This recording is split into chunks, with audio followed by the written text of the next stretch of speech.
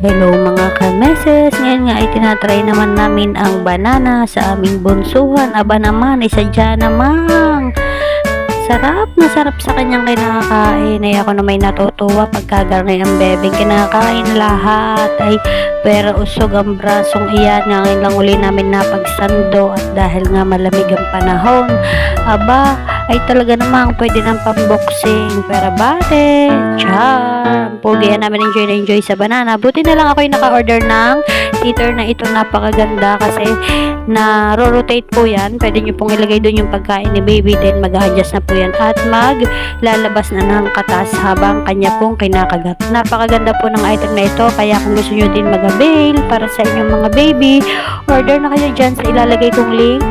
Napakaganda, napakamura lang na yan at talaga namang mag-i-enjoy ang inyong mga baby. Lalo na po ang baby ko ngayon ay parang gigigil yung kanyang gilagid. Lagi niyang pinanggigigilan ang kanyang chupon. Ang nipple ng chupon niya. Kaya ayan, pinili po namin at saka nga nagtatry na siya ng mga solid food. Kaya ito amin nang sinusubukan na pakainin ng mga prutas. At isa nga dyan ay ang saging. Napakaganda po niyan sa baby. Kaya kung gusto nyo din subukan itong mga kamami, mga kananay, sa mga tita dyan na mababait, na gustong ibili ang kanilang mga baby, sa mga lola, ayan, pwede po kayong mag-order.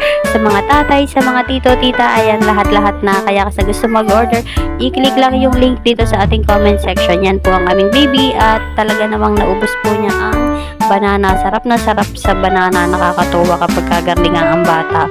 Kaya ang amin hong baby ay awa ng Diyos lahat naman ay sadyang kinakain. Sana'y magtuloy-tuloy. Sana'y hanggang sa paglaki ay ang aming baby ay masigla, malusog. Yan ang pinagpapasalamat namin sa Diyos at lagi naming dalangin.